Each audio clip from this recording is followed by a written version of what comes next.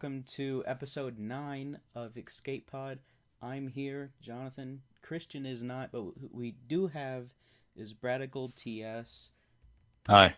Hey, so what type of stuff do you like to make videos about? What do you do for That's YouTube? I get a lot of questions about that actually. You'd be surprised. A lot of my friends ask me like what kind of shit that I do. Pardon my language by the way. It's just how I naturally talk. Oh, no problem. Um, We've gotten vulgar in the past. Nothing too crazy, all but right. we All allow a right. good fucker shit. Uh, If you the kind of content that I make are just I kind of follow the philosophy of make what you like seeing, which is kind of like I like watching a lot of documentary style videos, so I try to do that. I like watching game reviews, so I do that. I like animating, so I do that every now and again. You mentioned in your newest episode that you are kind of like losing the passion or the drive It's for. kind of was it was a small little rut. I'm growing out of it though. I continued working on my script. Also, forgive me for my stuttering. Oh, Um, I understand. uh, there's a lot. I'm not a good speaker, even though that's kind of the entire point of my channel. No, it's well, some people are better scripted than they are Oh, unscripted. totally. I am 100. All of my over explanations, all the formal videos that you see with like facts and points, they're all scripted. The live stuff, like the video that I posted about almost a week ago, drawing with a GameCube controller, that was entirely freehand. That video is interesting. Like I haven't gotten to watching it yet, but what was that like drawing with a It GameCube? was uh, it was kind of funny because I went to sleep the other night. I explained this all in the video. I went to sleep the night before, and nothing was wrong. And then I go on the next day, the next morning, and I try to play Yonoid 2 because I'm making another video about that. Uh, Yeah. Forgive me, I don't know when this is coming out. I don't know when my own video is coming out. It could be before, it could be after. I'm probably going to edit this tomorrow That's and fine. put it out Um, before the end of the week. Really? all right then. I don't know when mine's coming out, so. What do you mean But your video? yeah, my Yonoid 2 video. Oh, okay. I noticed you already Um, had was this a live stream of Yonoid too?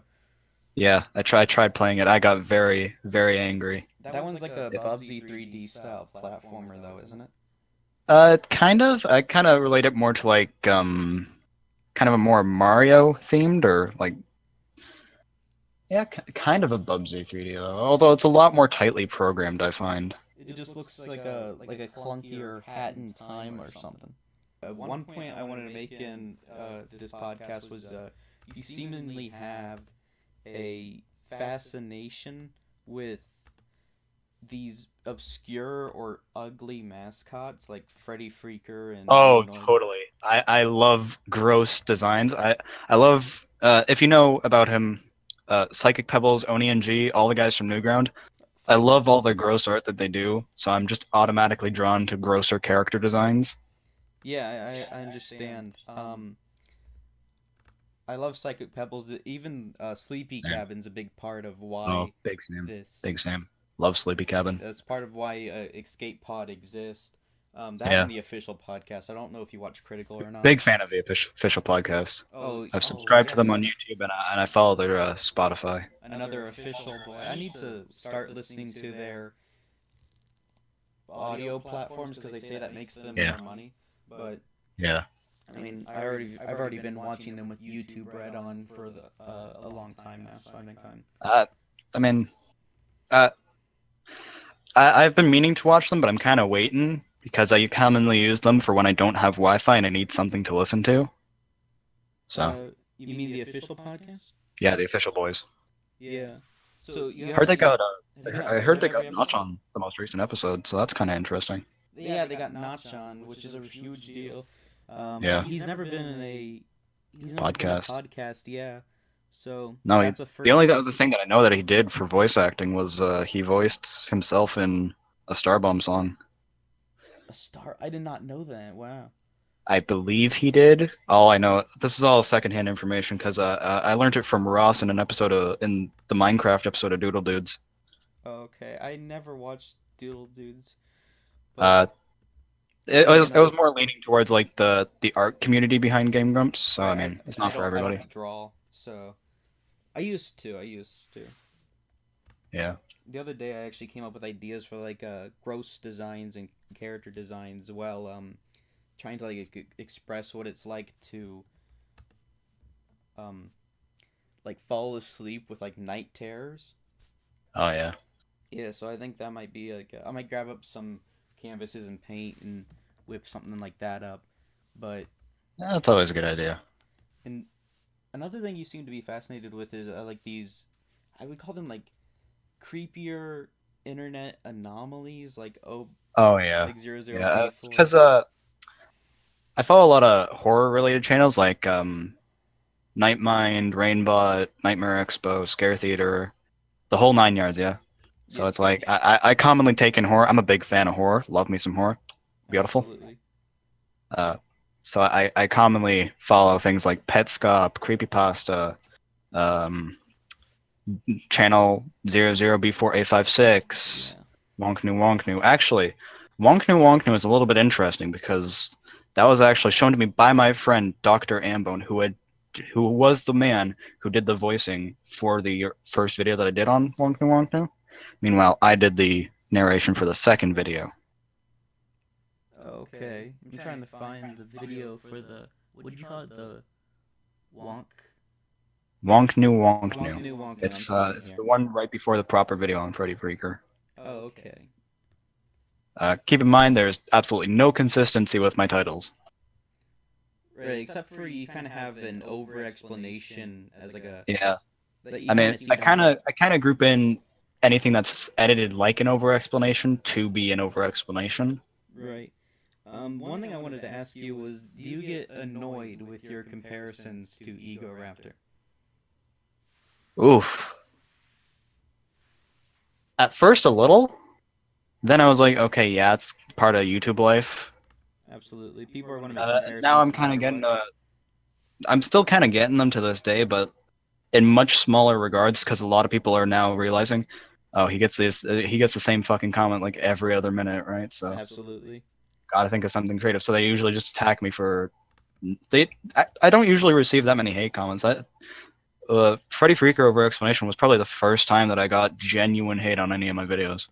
Why would you get hate on that video? I don't understand. Because in the intro for that, I used the same music that Matt and Ryan, the editors of Game Grump, aka Super Mega, used for their live action videos, and the Aaron Hansen design. So people were calling you like a ripoff or something? Pretty much. And then there's the entire thing with Freddy Freaker being claimed by Oni, which doesn't make sense. So, but I mean, Yeah. I So let it people have got their opinions as long as they let me have mine, so that's fine. copyright claimed. Not not for anything too serious. Not an official strike, but I've got copyright claims from music that I've played in live streams, right? Oh, that same thing's happened to me when I played Little Witch Academia. Um, Yeah. it said it was blocking a certain part of the game, and then when I went back and watched it, it didn't block it at all, and now I have a copyright strike on one of those videos.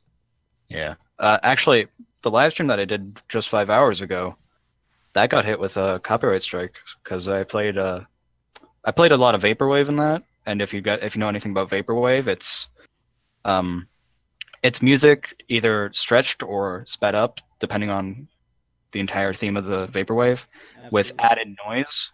It's kind of like a noise subgenre as far as I know. Frederick Knudsen, aka Down the Rabbit Hole, did a really good video on it. I highly recommend it. Um, and it's just kind of like it takes a bunch of copyrighted songs and turns them into a different thing.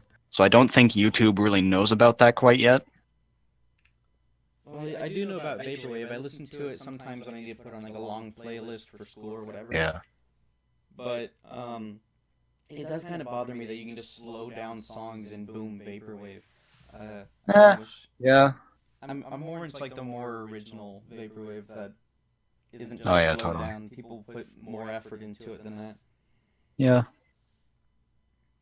Again, it's kind of weird talking about music because it's like music and art are both subjective entirely. Absolutely.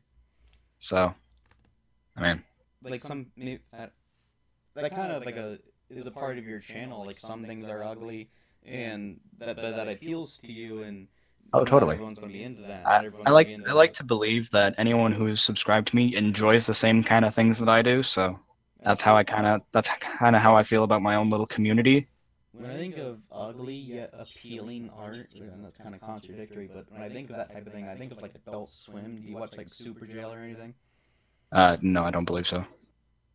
Uh, uh, it's really good if you want something that's ugly but it's really fun to look at. Oh yeah. Um, some of your videos have thousands of views, and some of them have single-digit views. And I was asking when it comes to making videos that you know you're going to enjoy, or videos that you know might get a lot of views, which you prioritize. I always go for fun over views because if I do anything for the views, then the result is always shit, in my opinion. Absolutely. And if I just do something because I just have fun with it, a good example of that was probably the going outside video that I did 7 months ago with my friend Citizen07. I had a lot of fun with that. It got barely any views. It only got like 43, comparatively to some of my newer content, which receives close to 100. Not to jerk myself off, but you know. Absolutely. The only video I made that got hundreds of views was I made a Rick and Morty video, and I privatized it because I'm embarrassed of it. But Oh yeah. it got 230 views before I decided to just um, make it not public anymore. Yeah. I have a few privatized videos, just live streams and things that I don't really feel fit the channel anymore. Right. But other than that, I mean, nothing too serious Yeah. as far as I know. But I it, understand. So, it was kind of weird because like before the Freddy Krueger video, the only video that I had that reached anywhere close to probably anywhere near 60,000, which is the highest viewed video on my channel, which is my Freddy Krueger Internet Oddity video, which was my Petscop video, which was discussing the rise in popularity, which was completely different comparatively to what everyone else was doing, which was just flat out explaining what they thought Petscop was. I tried doing an explanation video of Petscop, but I didn't like the way it turned out. It was draining me mentally and emotionally, so I scrapped that entire thing and just did a history of it. it's not bad. I really think it's nice to explain things rather than just review them. Oh yeah, totally. I I'm kind of worried for when I get more popular is that people are gonna kind of start thinking that I'm trying to rip off A Brief History, which I can completely understand why I talk about the history of a lot of things, but I feel like the different branding, the different feel of everything, it'll be just enough for people to discern the difference, Well, right? YouTube's kind of like it's kind of like with just the world in general, where everyone's kind of done Yeah. everything at this point, but you have options for different types of stuff that do the same thing. Like it's just like Yeah. different brands, really. Like you can go Even to then, I mean, even then, people there are many cases of twins out there that aren't twins, right? Doppelgangers, clones, right? All that stuff. right. So I fail to see why two different people from two different upbringings, doing the same kind of content is anywhere near close to stealing content, right? Yeah, I mean, it just gives you more options for YouTube. Yeah, Like a lot of people have the idea of like talking about other YouTube channels, and it just depends on who does it better or more stylized, more interest. You can do the same thing, but in different, interesting ways. totally. I was asking, you seem to enjoy these creepy internet parts. Have you heard of something like Alan Tutorial? Oh, totally. I love Alan Tutorial. I think Alan it's Tutorial absolutely is great. amazing. Um, I'm a big fan of his tutorials. I've followed many of them and gotten the exact same result. yeah, I really want to try some of them. Like, I want to like set up like an actual like how to crush a can Yeah. scenario in real life. Just there's no point to it, but I think it'd be fun to do. And I've also considered trying to do my own creepy channel, but I don't have that kind of drive to do it. I don't really want to. I have an idea. Like, I don't want to ruin this for anyone listening, but like I want to record a bunch of like creepy found footage short films ahead of Yeah. time and like release them all like 1 hour at a time. Like Oh each yeah. hour one drops on like my Instagram or something, and just see what my family think is going on. Oh yeah. Actually, one of my siblings has a friend who's doing that, a similar thing to that, where it's just kept to his family, kept to his friends, and it's kind of like a whole like kidnapped scenario. The person was kidnapped, left his phone with his friend, so it's all really weird. I don't remember the username though. If I do happen to find it again, I'll definitely be able to possibly make a video about it That make for a good. if I feel like if I feel it necessary, because I think it's really neat that people are just so creative that they branch off into other social media other than YouTube, because you see just so many ARGs, web series, creepypastas, all spawning on YouTube and Twitter, like The Sun Vanished, Alan Tutorial, I'm really HWOH, I'm really Found glad on you the brought Tape. up Sun. Found on Sorry, the Tape is probably one of my favorite YouTube web series ARGs things. I've never I think heard that's of just Found on the Tape, but I'm really glad you brought up Sun Vanished before I did, because I was really close to that. yeah. Uh, I I it's kind of funny because my first impressions of The Sun Vanished were all the parody accounts that were being made about it. Then I actually saw a video about it, and I was like, well, shit, this is actually kind of interesting. It's super interesting. Like I watch a lot of space related stuff. That's why like the Yeah, even the channel like Escape Pod is kind of yeah. cosmic themed, but the idea behind that, like there's a science video on YouTube from the guy who does the he does those animated videos where like he just tortures this fictional character with just like hypothetical scenarios. I'm trying to remember what it's Oh, I called. think I know who you're talking about. Oh, Yeah, God, what's he has a really pleasant, deep voice. I just can't remember the name. Oh, it's This is Arnold. It's that's it? yeah, Meet yeah, yeah. Arnold. Um, I knew it was Arnold, but I was trying to think if it was Hey Arnold, but I was like, no, that's the name of that cartoon that's a from the 90s. cartoon. I actually watched Yeah. the Jungle movie for that not long ago. It's pretty good. Oh, But yeah.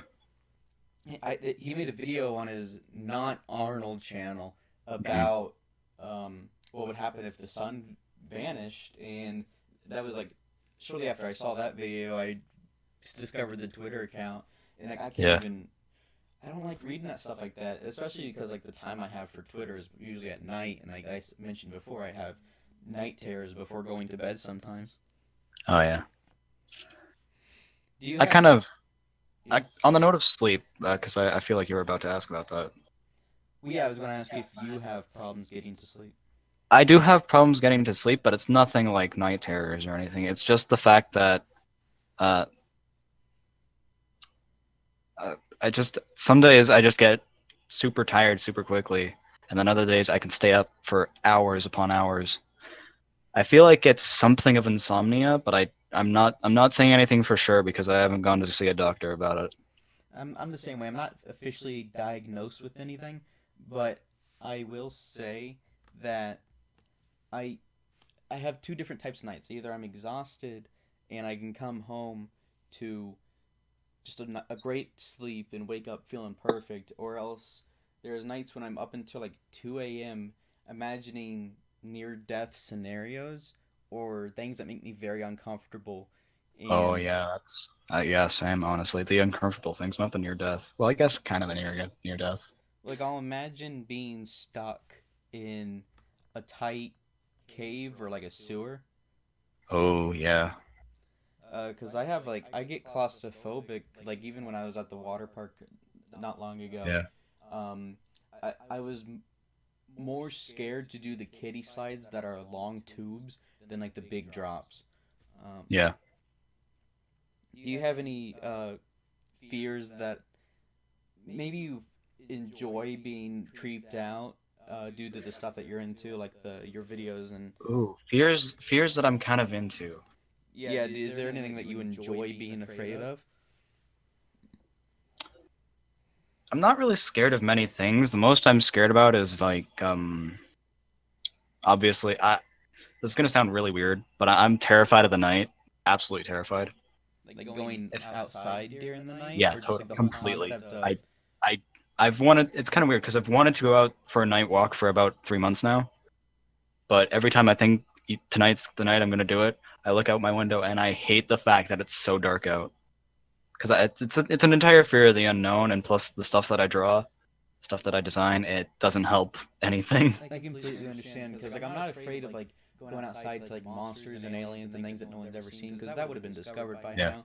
But what I am afraid of is like the people who you would meet that time of the day. Oh yeah, like the murderers, the especially where I live, there's a lot of stoners around, so I'm kind of terrified of being approached and by a stoner, or like just not just a druggie, anyone who just any type of drugs other than weed, because weed is about to be legalized here in Canada. It's happening in October. Oh, I So didn't. yeah, I didn't. I didn't know Canada was much of like a weed smoker. I thought they just stuck with maple leaves. well, Sorry, is we that do. offensive We to do, say? but we usually use the maple leaves for our flag. Ah, yes. Fun fact, totally true fact. Look it up, kids. Every Canadian flag is made with a maple leaf. It's a true fact. Do you guys, you know that joke where someone buys an I Maple Leaf Canada shirt and then they cover it up with the jacket and it looks like I Maple Leaf Anal? I don't believe so. It's very common. I'll send you some pictures. They are, if you cover up an I Love Canada shirt just right, it looks like I Love Anal.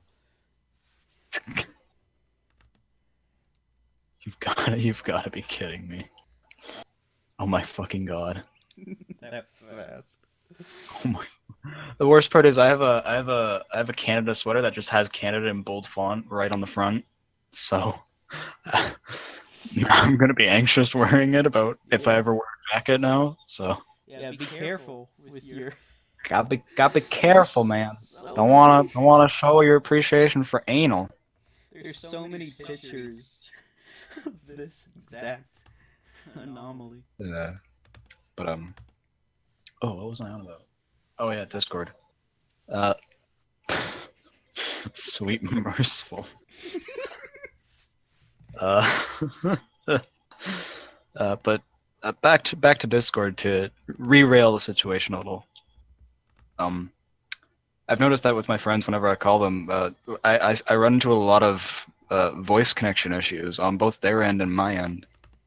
But I guess they make it up for the convenience of how convenient they make things, like servers and games. Oh, especially the new games tab. I love that so much. I never really used Discord while gaming because I'm a bit of a console peasant, but Yeah. I I too enjoy the consoles. I have about 3 Nintendo consoles, so what Nintendo systems do you have? I have the original GameCube, the NES, as well as a black Wii. Nice. Yeah. I I'm big fan of the GameCube. Big fan. like the Wii a lot. It's pretty underrated. Does your Wii The play Wii is pretty underrated. It does have some gems on it, despite the amount of just trash and sludge that comes out of that console. Well, I will say Wii Shovelware has made for some good YouTube content. I don't doubt that. I mean, look at Vinesauce Vinny. He has just an entire series just called Shovelware. I love Shovelware Showcase. I would watch more Vine Sauce if I was like immortal. Like if I lived for 1,000 years, I would probably watch some archived Vine Sauce streams. But there's only so much time. Honestly, today. same. Yeah. Yeah. What would you do if you were immortal? What's some stuff you would do? Would you? If I were immortal, I'd probably just do what I'm doing now, except with the added benefit of doing it forever. Absolutely, but do you remember like Critical's video about immortality and the benefits of being immortal? Oof. I've watched a lot of Critical's content, but I don't think I've seen that one. Pre podcast era, he made a video with Oh, Kaya. okay. I've seen very few of the pre-podcast era. Okay. I've seen a lot of his Critical's- after the beginning of the podcast though. It's a good era. They're in their prime, but Oh yeah, totally. Critical. I remember he was on an episode of. Here's a bit of a throwback for you. Ray William Johnson, and Ooh. Yeah, I recently watched a video about Ray William Johnson, and after I watched that video, I completely on accident stumbled into his band, Your Favorite Martian. Did you not? And I was like, whoa, this is surreal. And I dug down the rabbit hole and I jumped, and it was so weird. Your Favorite Martian is a very interesting YouTube It's channel. it's an interesting time of the internet, Yeah, honestly. because there's The nothing entire Ray else. William Johnson saga of YouTube is an interesting time of YouTube. Oh, very. There was Because, nothing like, else like it at the time, and there's not still really. nothing like Your Favorite Martian, just quite.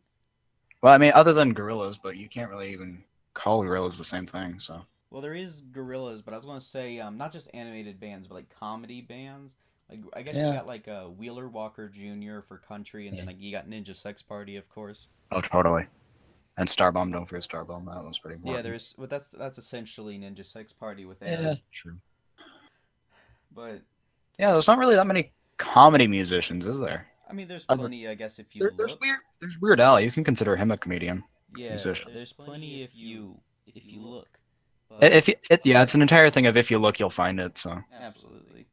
But I remember watching the Your Favorite Martian videos as they were being released, and I wasn't on the internet at the time that they were being released. A little bit of way to tell my age here, kids. I really wasn't into YouTube back when Your Favorite Martian was hitting the tops. well, okay, so you joined in like 2016 according to your channel, but In 2016, I started this channel. A little bit of another history lesson for everybody. I've had about 2 channels before this. I've mentioned this many times on my own podcast.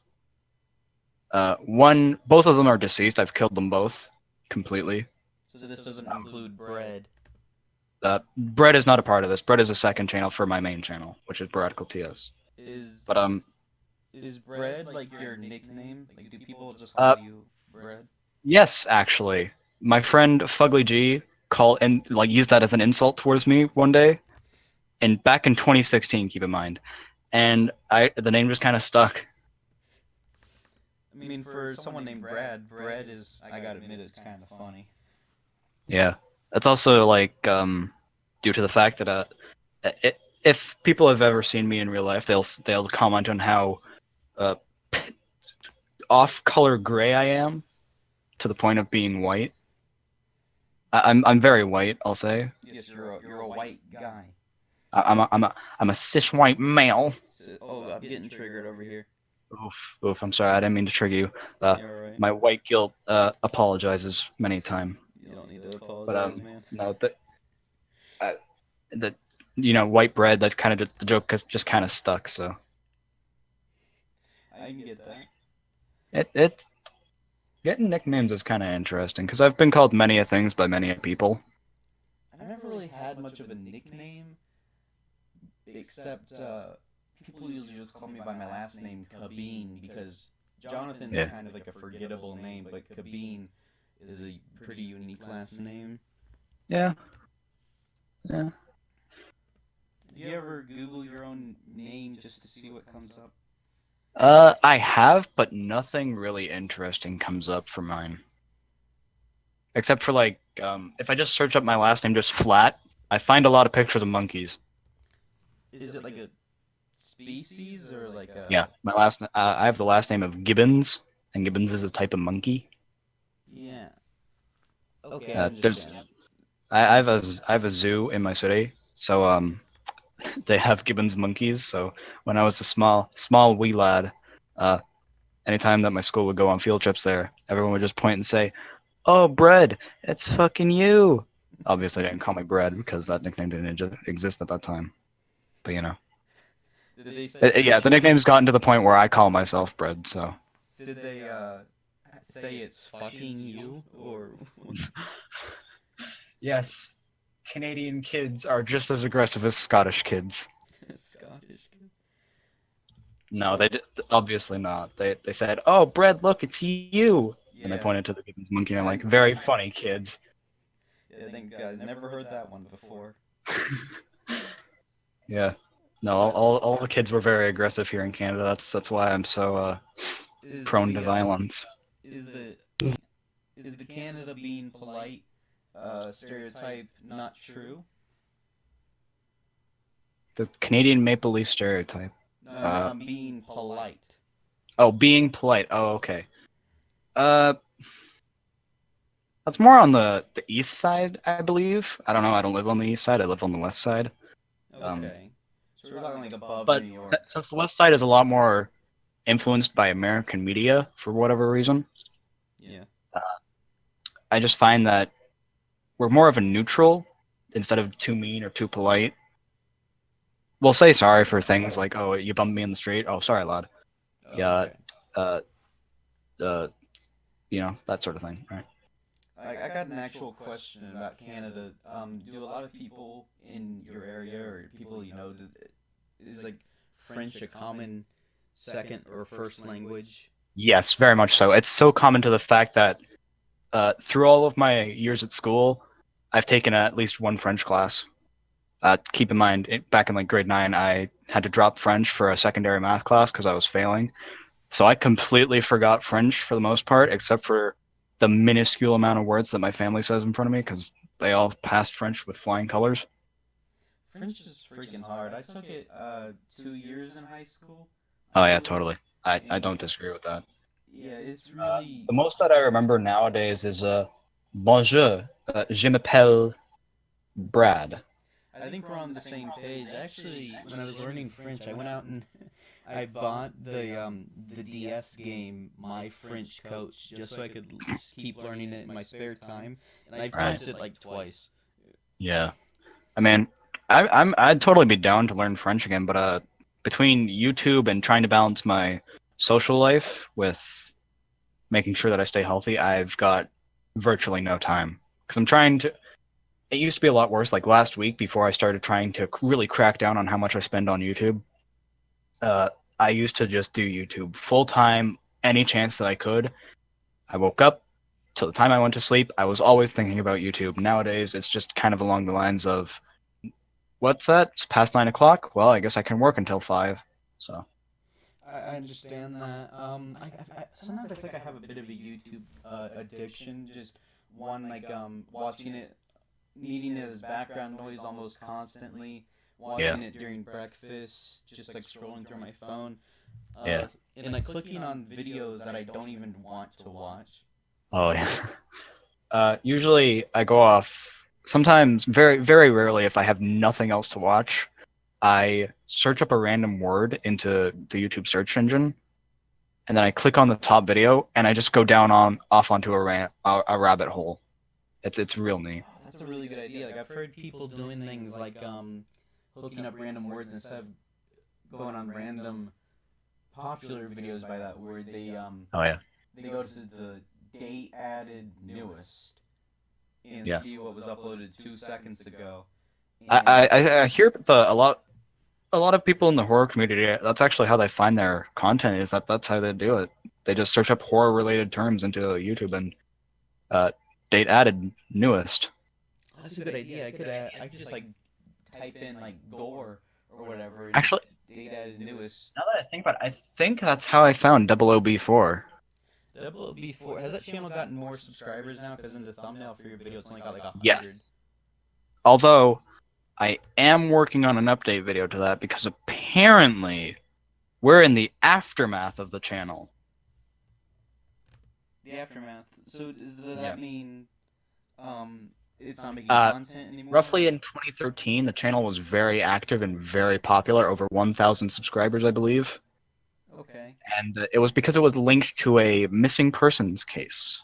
I go more into it in detail in the video, but it's just because at this point in time, I wrote the script so long ago, like about 3 weeks ago, that I can't remember it. I can't remember all the info. That's So odd. That's odd. It was like a real missing persons case. yes, I believe so. It was really interesting Yeah. because I it was a never. case from like I believe somewhere in the 1900s, and in 2013, uh, this channel was somehow linked to it. Forgive me, I don't know how, I understand, but because that's obviously all the videos that were up were removed except for like three, which, funnily enough, there were three originally when I first found the channel, which I showed in the video, and then now two of the videos that I mentioned in the original video are gone, and now they're replaced by. Wait, no, no. One of the original videos. Forgive me. One of the original videos is gone, and is now replaced by a new one that was uploaded after I made my video about Double O. That's creepy, man. I never heard It of it like it really kind of spooked me a little to find out that Double O before had found my video, because Double O with the channel had commented on my video. Oh, that would freak me out. That has freaked me out. Usually when YouTube or internet related stuff is connected to real world problems like that, it's usually Oh yeah. fake. Oh yeah. Good example of that is 133 dirtbag, 122 dirtbag. Forgive me, I don't remember the exact one. Yeah, that sounds like a typical username. That doesn't sound creepy or anything at all. 122 dirtbag. It was really weird because it's like Okay, there you go. Yeah, it's 122. Oh no, it's 112 dirtbag. Okay. Uh, Should I type that into YouTube right now? I believe Scare Theater did a video on him. 112 dirtbag.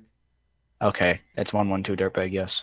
Okay, so it looks like the channel's gone, but there's I plenty of believe the videos. channel was suspended, but Okay. Oh, it was kind of weird because like it's this old man, or at least this old looking man. Uh, is it this video by the Crot is a blit? It says crazy scary old man dances to 30 Rock theme, and it's 25 seconds long and is uploaded 9 years ago. I don't believe so. Oh, okay, this looks like a creepy ass video. I'm gonna send you. Hmm. I don't want I to mean, watch we might have just found a creepy mystery on our hands, pal. it. Pal. Well, 100,000 views. I think um, Maybe. it's already been dug up by this point. But Maybe. I'll link it to Because you. a lot of things are found on the Unsolved Mysteries subreddit, which too is also a good way to find out about things. No, Yeah. that's not the video. I don't believe so. Well, that's the one I found, and it looks creepy enough. I mean, it might be a different thing. I don't know why it's related to 112 Dirtbag. Yeah. Hey, I actually have a bit of an idea for something creepy we can do here on the podcast while recording. Ooh. Have you heard of that phone booth that's in the middle of the desert? No. Let me hook it up. Phone booth. Phone booth in the middle of the desert. It's the Mojave phone booth. Have you heard of this? No, I don't believe so. Back in the '90s, and I think it was taken out in the early 2000s, but someone paid to have the number of the Mojave phone booth. It was just this phone booth in the middle of the desert, and if you call it, it puts you on a joint call of anyone else calling that number at the same time. Right. And but now it's all digital because it's like a hacker I see. made his own version of it. So it's not really you're not really calling a phone booth. You're just calling like a server, and Right. you can talk to whoever's you can talk to whoever's on the other whoever's also calling the number at that time. And I did this out of boredom one night. I called the number, and you get a message at the beginning. I can call it again if you want to hear it because nothing bad happened. It did really spook me the first time. Ooh. You've genuinely got me interested now. Yeah. Piqued my curiosity. The last time I'd called a number for a video was I believe about 1 year ago, actually, when I did the video calling the Crash Bandicoot phone number. Yeah. I didn't watch that video, but I saw that thumbnail, and I noticed I never knew that there was a creepy Crash Bandicoot related It phone. wasn't a creepy Crash Bandicoot number. Apparently another YouTuber was doing like a call crash thing, sort of thing. You know, like the call Jason Voorhees or call Freddy Krueger, right? From like the Yeah. You 19s. mean like Something sort of like that, right? Yeah. So it's kind of like that, where he would take the whatever people said, as long as it was safe for work and safe for YouTube. Right. And he would take that and animate it with the crash models. Oh, I see what you're saying. Yeah. So it wasn't really that scary. It was more just. Was this around the time? I didn't know at the time. I didn't know by the time that I made the video, so it was kind of a fun little. When Whoa Whoa Whoa became like a popular meme, was this around that? Actually, it was the same person who did that. Yeah. So here's the number for the Mojave phone booth, or at least the digital recreation of it. If you want to go ahead and dial that in, put your phone on speaker, and listen to the message that comes up. All right. Yeah. Give me a second. All right. The only thing different is that it used to be a different area code number, but it's the same. Yeah. result. I believe I saw I found the Wikipedia page for it. I might spend tonight looking through there. Yeah, it's super interesting, but like the part that spooked me was not the message before, but the text message you get when you hang up. Ooh, that's fun. All right. Oh yeah. Let's go ahead and I believe I am ready. I apologize in advance for the audio quality. Don't worry about it. While we complete your long distance call. To avoid this message, please dial 1 before attend. Sorry. I'm a little bit of a dummy. I forgot to put the 1. I don't think that was it. What the fuck? That sounded way different than what I did. It was a female automated call. Maybe it's. Let me just like get it on my. Yeah, maybe. On my phone and see if I can do it. All right then. A second time. Because I don't think that was the right one. Number. Yeah, I think the 1 fucked it up because it says here in my recents that when I dialed it without the 1, it picked up as the Mojave phone booth. So. Oh, was there a like a caller ID? Yeah. Okay, here I go, giving it a shot. Here. Oof. We're sorry, the number you have dialed has been changed to a conference. Press 1 through 9 for conference. Press 1 through 9 for. You are the only party in this conference. Okay, so I just got a text message that says, "Do you want to know how deep the rabbit hole goes?" I'm turning that off. And it says, "Do you want to know how deep the rabbit hole goes?" Last time it was "The end is near." I see. Yeah. That's interesting. I might have to give that a shot. But when I'm. Yeah, if you can figure out the right way to do it, it might. I don't know if there's any type of barrier due to the I think it's because of the long distance stuff. Yeah, you're calling California. But, Yeah. I don't want. I want to limit how often I do that because I don't know.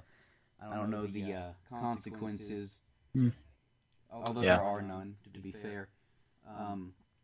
But the first time it said the end is near, and I thought like I somehow triggered like a nuke or something. Yeah. That's yeah. Have you been interested in this current Momo meme that's been floating around? I've been interested in it, but it's like I don't really consider it to be too scary. I think it's kind of cute, to be honest. A lot of people have converted to saying that it's just cute. I've always thought it was cute. I never thought it was scary. When I first saw it, like I actually considered what it'd be like to exist with eyes and mouth that size. So Honestly, like body horror wise, it did kind of scare me. And that it was compared to the frog girl from My Hero Academia. I don't know her name. Forgive me, I don't remember her name. I don't know if you watch anime or not. I'm not a connoisseur of anime, but I do know about. I don't watch much else in terms of TV, but I at the same time, like finding time for anime is a really difficult thing to do. Yeah. Well, I mean, yeah, it's real neat. The Momo thing is neat. it is neat, but It could be it could be entirely due to the fact that I'm just so neutralized to a lot of horror that I don't commonly get too scared. Well, do you get like jaded to things that become like more mainstream or popular in the Yeah. internet circle? Do you kind of become jaded to the things that um become more popular, like Jeff the Killer and stuff like that, and Slenderman? Yeah. A fun fact about Slenderman: 5 years ago, one of my longtime good friends started calling me Slender because tall, pasty, and white, right? Tall, thin, and white. Makes sense. Absolutely. Uh, and she's kind of just been calling me that since. It's kind of cute, to be honest. Yeah, but so she just calls you Slender whenever she sees you. Oh yeah, totally. Totally. That's not bad. Yeah, no, it's Those definitely a make lot you better happy. than some of the other things I've been called. Well, what's something that like became like a nickname or something for you that just absolutely was a no go, bothered you too much? Bratty Daddy. Right. Okay, that's pretty funny. I think a lot of people are easily turned off by the whole like daddy mommy I type of stuff. Oof. Especially that mommy one. Oof. Woof. You don't like mommy kink type of stuff? I'm not a fan of that. No, I understand. I respect I don't know. that. I'm not really too much into quote unquote kinks. I took that popular how the fucking forgive me, I don't remember the exact name. But there was like a quiz going around a while back that was like uh what are you like in the bedroom sort of thing, right? And I got Absolutely. like the most fucking blank and neutral thing. It was great. So you're more into like vanilla, just like regular stuff. I mean, none of this is Totally. getting personal, but I mean the I mean, topic. hey, listen, you can't get any more personal than the last podcast I was on, which the host literally asked me about my dick size. So, Does stuff like that make you uncomfortable, or are you like open to talking about uh, stuff like that? not usually, unless it's like to family. So, what are some things that you haven't mentioned yet that you're interested in making future videos about, if anything? Um, I don't know. It's kind of my video creation's kind of sporadic. Although I did want to make like a comprehensive video about like a comprehensive history about the Count Dankula trials, if you remember that. Oh yeah, I love Count Dankula. Also, sorry for if you can hear the Discord notification spam. My friend, friend that I just mentioned earlier, the one that calls me Slender, is messaging me. I did not hear that. No. Anyways, sorry about that. What were we on about? Like future projects, future videos. Oh, future projects. That's right. I've wanted to do one on Count Dankula, if you remember that. I do. It's a very fascinating trial to see where people That stand was on him. so fascinating. It was really interesting. 'Cause some people And then think he's I've wanted to do many update videos about many things. like a series keeping up to date on creepier that parts of the internet that keep changing. Oh yeah, like what's 00B4 is definitely one of them. I've wanted to do it since the information was brought to my attention late February, I believe. But I'm a forgetful little boy. Yeah, I'm the same way, man. That's not a problem. Friend, Ambone. Oh my god, fuck. Of course, now that I'm recording a podcast, all of my message me. It is what it is. I'm not hearing any notifications from this All end. right, that's good. I can always just easily turn myself to do not disturb, which will stop all notifications, but I'm too lazy to. Don't worry about it, man. It's all right. I can't do one for Teletubbies updates, which was the first over explanation that I ever done because I did a second one on Christmas, and that's the end of the story. There's nothing new. Right. I've wanted to do an upgrade to Creepypasta because I feel like that one was a little bit rushed. Do you, when it comes to these creepy internet things to rabbit holes to go down, do you prefer them to be real or not be, or be real? I don't have a preference because I take everything as fact as well as I take everything with a grain of salt because you never know on the internet. Absolutely. So if I'm thinking critically, I take it with a grain of salt. But if I'm thinking humorously, I'll say I'll take it with full seriousness. I'm kind of in between, I guess you could say. That's a good way to go about it. But I mean, has there ever been one that you've discovered that's like so horrific and scary that you just can't help but to hope that it's fake? Oof. I can't say that I have because the only one that I can really think of that I'd probably think about that is Meat Sleep, and Meat Sleep has just gotten so much shit from the horror community. I'm unfamiliar with this one. Why has it gotten shit? Meat Sleep has gotten a lot of shit from the horror community. As far as I know, keep in mind this is all secondhand information, Mm-hmm. because of the fact that it didn't draw a line between reality and fiction too strongly. So people took, or what I should say is not reality and fiction, or but the serious and the not serious. Yeah. So those lines got blurred, and people who thought that serious videos were not serious, and people who thought vice versa, got into very heated debates, and that's kind of what caused the downfall of Meat Sleep, I guess. I don't know.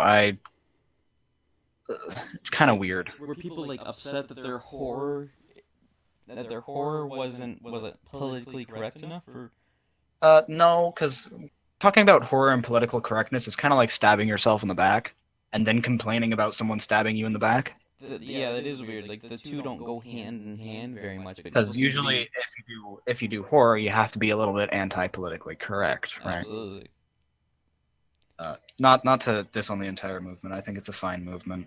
It's just that they don't show themselves in a good light, I guess. Anyways, I'm not too down for political talk. Oh no, me neither. It's actually it was one of the rules we went over when I started this podcast. One of the rules were the rules were no name drops Right. and no political discussion, because this was Right. back when just to make noise and talk when everyone ran out of other stuff to talk about. It was Yeah. always about the president, the election, and race and stuff like that, and I was sick of it, Yeah. so I decided to Makes make sense. a Completely podcast under- where it's just completely nowhere near it. So. So, I kind of a small question. Absolutely. I listened to your other guest's podcast. Forgive me, I don't believe I remember her name too strongly. Atronoxora? There you go, Atronoxora, episode 6, I believe. Yes. And she had mentioned about finding your guys' email. Yes. Did you specifically even think that I was going to see the email or respond even? Actually, yes, in a way. Yeah. When I ask people on the podcast, I ask people who I think will answer emails or DMs. I don't commonly check my email. I found your guys' email entirely on Luke, right? On Because I don't check my email too often. I had to check it because I had to verify my email for something. I think Twitter. so I it was just changed my good email. timing. Yeah, entirely good timing. So I saw I was going to check my email to make sure everything was good with Twitter, and then I saw your guys' email. And I was like, oh, this looks like just another one of those spam emails. And then I actually read it, and I was like, holy crap, someone wants me to be on their podcast. That's really neat. Well, man, I appreciate that. Thank you. I was really I'm very grateful to be on here. Thank you for inviting me on, though. Hey, Brad, that's great to hear. I really appreciate that, because Yeah. that's kind of what our niche is right now, is inviting on smaller YouTubers, and to the point where we can finally become a small YouTube channel ourselves. Yeah. I hope the best for you guys. You guys seem really interesting. Oh, So. thank you very much, man. I noticed after I talked to you, we went from 14 subscribers to 15. Nice. Did you hit that button? I hit that button last night after we finalized everything. Fantastic, man. That's great news. Really warms my heart to hear you say that. I'm glad you came on. But we've been going for It's good to be invited, man. absolutely. And if you ever want to do round 2, hit me up. Totally, man. Hopefully I can get you and Christian introduced together. Oh, totally. I'd love to meet him. Yeah, he's a really good guy.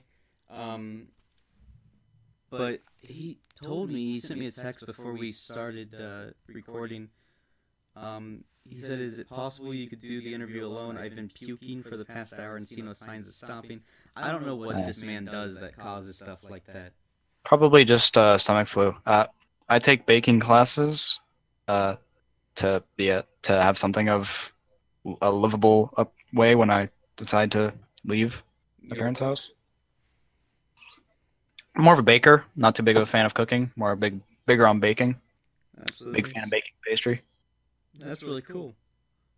Yeah, I've said that my pizza buns are very good, which is like when you bake like a crust bun, like bread bun, and then you just like you put kind of, except it's like instead of being like in the hot pocket shape and smooth, it's more rigid and bun-like, where you put like meat and all the good shit on pizza into a bun, and it's very good. But That does sound really good. just hearing that Christian isn't feeling too good right now. It sounds like he's just got a simple case of probably food poisoning or just eating too much. I'm not sure. Either that or it's probably just a stomach flu going around. It might just be a Again. stomach flu. Maybe he got some low quality foods. Maybe he got some gas station food or something. Actually, fun story. I can't trust my local shopping store anymore, like my grocery store. What happened? Cause one night me and my family wanted to have burgers for dinner, so we got buns, right? And you can probably tell where this is going. We found mold on the buns. We went to go back to check. We went to go back to get a refund and another bag of buns. And my mom did a small check, and she saw mold on a bunch of the no-name brand stuff. So that's really, if they're putting moldy bread out, what else are they putting that's out of like expired? That's super scary because Yeah. I mean, I've been finding mold on my bread, and I hate moldy bread with a passion, to the point where I will power wash anything that mold touches or even looks at. Yikes. I don't even want to think about that because I actually I work at a grocery store with very high standards, and we still get customers bringing us stuff with mold on it. Like it happens a lot to cheese, which is understandable. Oh yeah, that's because it's like it's got milk to it, and it's got like additives and preservatives and shit. So yeah, I still hate seeing it. It's better to see it at the store than in your refrigerator, though. Totally. Because like with the amount of times that I've dealt with mold, I've gained a knowledge of how it smells, how it looks, how it feels. Yeah. Which, well, you seen Brad, that, you shouldn't touch mold. It could contaminate you and get you sick. Accidents happen, buddy. Mold's super scary. That's how a zombie invasion is going to start. Yeah. But zombie invasion will not start due to an accidental scientist. It will start due to bread. Oh, absolutely. Have you seen that that there's like a certain cheese in France that's like the world's moldiest bread, and they just let this fungus grow on top of it for months until they eat it. World's moldiest cheese or moldiest bread? I meant to say cheese. Did I say bread? Yes, I believe so. My mistake. But That's fine. A YouTube video I saw of just like a travel channel type Oh thing. my good merciful Christ! It's fluffy. Yeah. It's fucking fluffy. If it's got fuzz on it, you're not supposed to fucking eat it. Yeah, I think it's fucking fluffy. Yeah, it looks like a. It looks like one of those things you. Looks like a fucking snowshoe hare. Jesus Christ. It looks like one of the things you blow. Like what is the dandelions? Oh god, yeah, the dandelions. Yeah. Yeah, it looks like a dandelion. Okay, I can't look at this. This is making me aggravated. This is disgusting me out of making me angry. Gross food. There's people eat rotted shark. Ugh. I can't deal anything with fish. I hate fish. Yeah, I'm not a fan of fish. So you're not a fan of fish, but there's this thing. I saw it on Travel Channel. They hang up shark meat and it has like this toxin in it where you can't eat it. Yeah.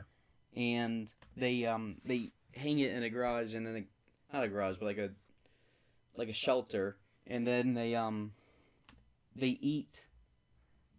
They cut it open like a fruit and eat it like that. And this is it doesn't look too bad after it's been opened, but this is what it looks like hanging in the unrefrigerated shelter for months on end. Oh, I don't like that. No, but if you ever seen, I don't know if you guys get Travel Channel in Canada. I think TELUS has it, but I don't think I don't watch TV too often, and the most TV that I do watch is usually game shows or documentary channel. Yeah, I've been putting on Travel Channel for background noise a little bit. Oh yeah, that's cool. I think I think the rest of my family does that every now and again. If you're lucky, you'll find Travel Channel talking about like water parks and cool shit. But like, I did see an episode where they were talking about that, and they talked about the water park that's in my city, and it was so surreal. it is weird. Like I remember I got back from a trip to Kings Island. It's a amusement park here in Ohio, record-breaking Yeah. coasters every now and then. But Yeah. right when I got back from it, just days later, I turned on the Travel Channel, and this guy was filming there. I know exactly how you feel. It's really weird. It's so weird. It is weird to see places you've been on television. Yeah. But what really trying to think, this bizarre foods show, man, this guy just he eats some kind of animal testicles every episode. Yeah. I think there was a channel here on YouTube that ate like bull testicles, and every time I think about that, I just no, I don't like it. I don't know. I'm willing to try certain things. Like people are gonna be mad at me for saying this, but when I went to Tennessee, there was a jerky shop that sold meats of weird animals. Like you could get alligator, Oh, yeah. and one thing I tried that was surprisingly not bad, I have to admit, was kangaroo jerky. Oh yeah, I hear a lot of people getting pissy over people eating kangaroo meat. I fail to see the issue, right? I mean, it's because they're so human looking that it doesn't feel right. Except I really don't see where they look human at all. I mean, I understand like people point out like the legs and the arms, but I know what looks human, and I know what doesn't look human, right? Right. I don't know. I just have a weird way of working with my brain. So Yeah. again, I mean, I don't care what you eat as long as you're not an asshole about it. Oh, Looking at you absolutely. vegans. I mean, Jokes aside. some people are really like hardcore when it comes to like veganism and vegetarian. Totally. But I don't know. There is like something morally wrong with like eating like pets like dogs and cats, right? Yeah, I agree. Because I have two adorable little kittens in my house. They're about Aw. 6 years old.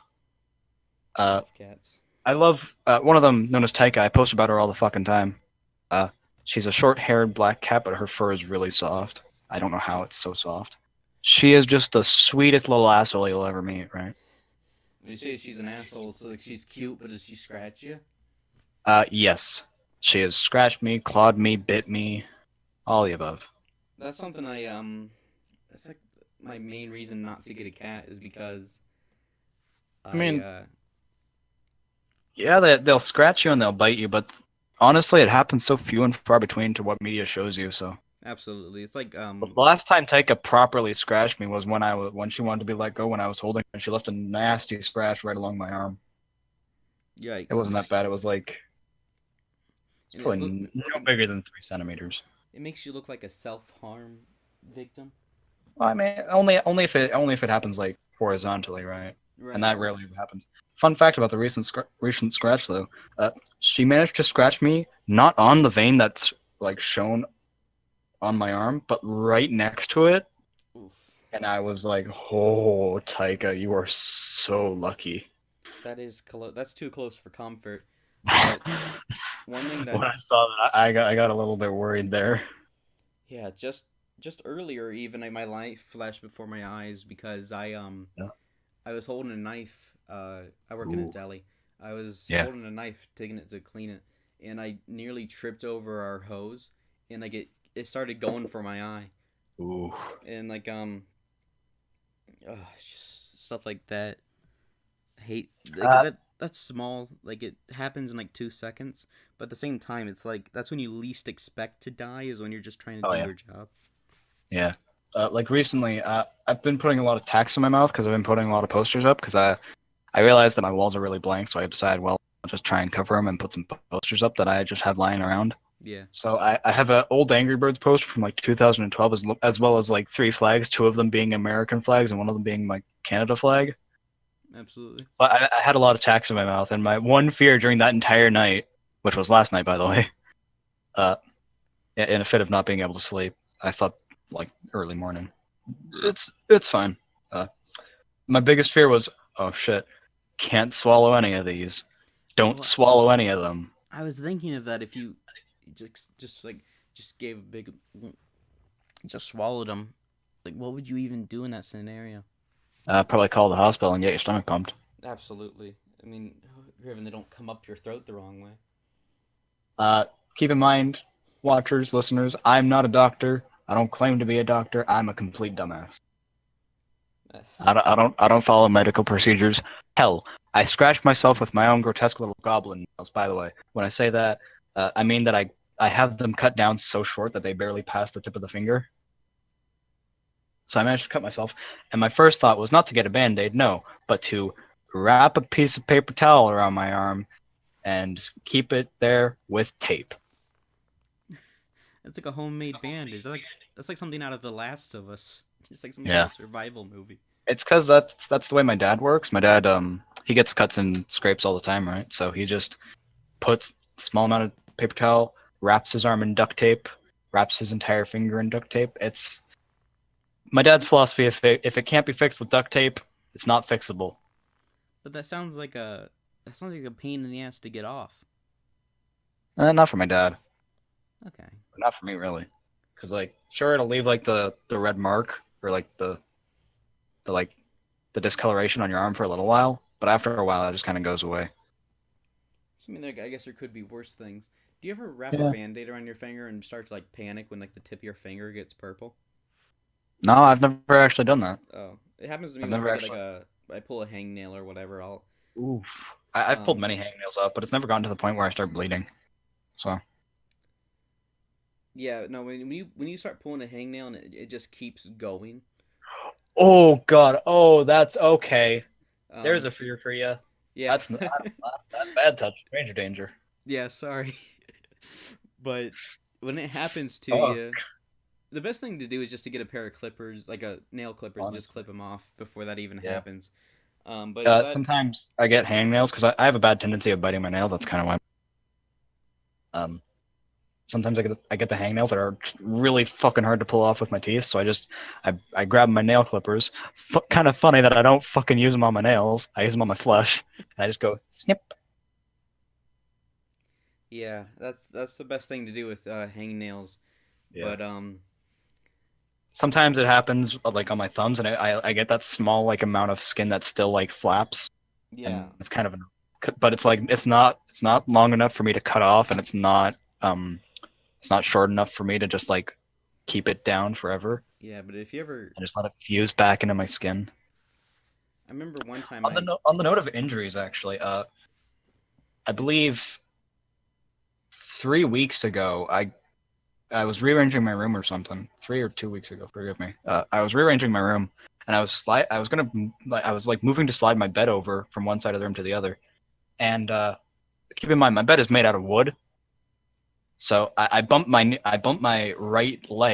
right lower leg on my bed, and it leaves just a nice a nice little dent in my leg. It's like enough to cause blood. I didn't realize that happened until like 20 minutes later when I actually like went to go scratch like that part of my leg. yeah, It was kind of funny. It's kind of funny. I barely recognize the scratches that I have on my body. I have I have one major scratch. One major scar. I mean, the other ones I have are like I got one on the corner of my eye when I was little. I was Oof. racing my friend to answer the door because I was back when your doorbell rang and you were actually excited about it. Yeah. Um, we had like a sharp desk sticking out of the Oof. wall, and my eye just right into it. Yeah. And that got some stitches. I remember I've gotten stitches in my head like 3 before. yeah, when I was a kid, but the doctor was too afraid to actually call them uh, stitches in front of me, and he used the Yeah. term special string band-aids. Special string band-aid. And like I fell for this. I thought that was the actual medical term for these stitches I was giving years and years ago when I was 7 years old. Okay, this is kind of funny because I was 5 when I got stitches in my head, and my doctor was just so confident in calling them stitches in front of me.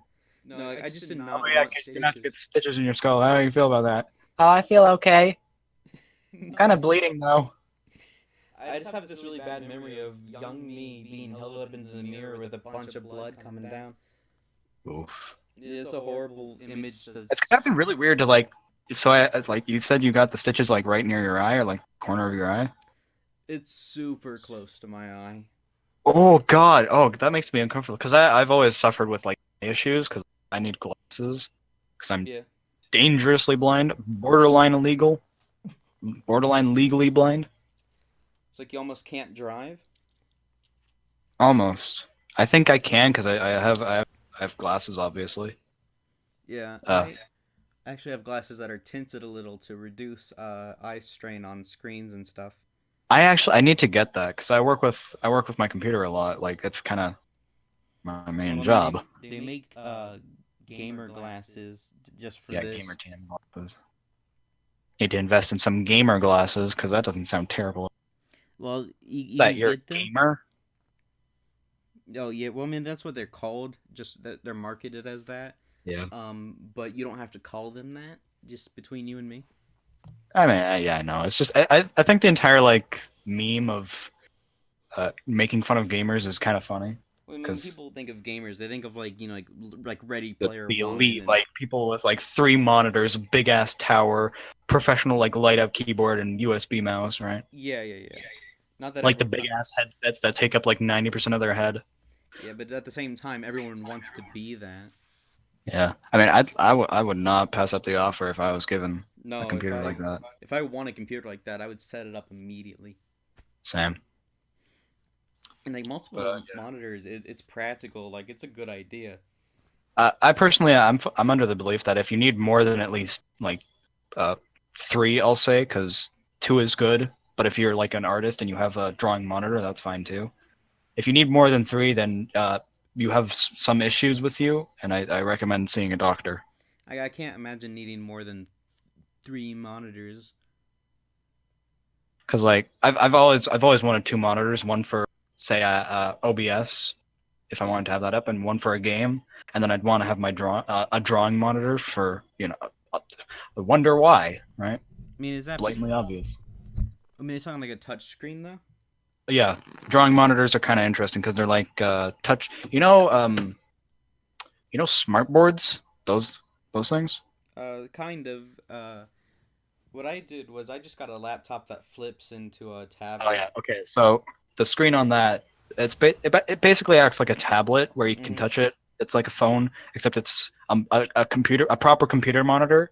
Where if you have a specially designed pen for that monitor, say you have a going to be using a brand here, a Wacom Cintiq, then you'll have a Wacom Cintiq pen or whatever pen they use. Yeah. And only that pen is able to be used, or a similar pen to it can be used on that monitor to draw.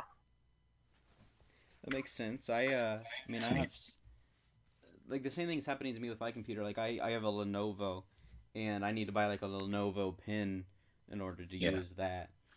I wanna get the Surface Pro, but those things are so pricey. Oh, you're talking Especially like since they hike up the price in Canada. the official Microsoft one? Yeah. Yeah, I want like those are so sexy looking. Like the commercials where they use like the dial. It's nice. It's nice to know that there's another tech. Big fan. Yeah.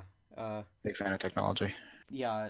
I love looking at computers and their capabilities. I don't know. Like I am going to college for computer science, and like I'm learning the pain in the ass that is coding. but at the same time, I think I'm more fascinated by just like what computers can do, not how they work. Oh, totally. Totally.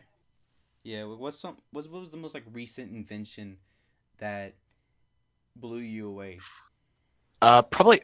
It's not really that recent, but I'm always gonna be blown away by 3D printing. I think that shit's just so neat. It is pretty crazy Because that we have the my technology for animation that. teacher had a 3D printer in his classroom, and it was kind of nice. It was Yeah, nice looking. we had a 3D printer in school too. It's that's I mean it's nuts what you can do with them.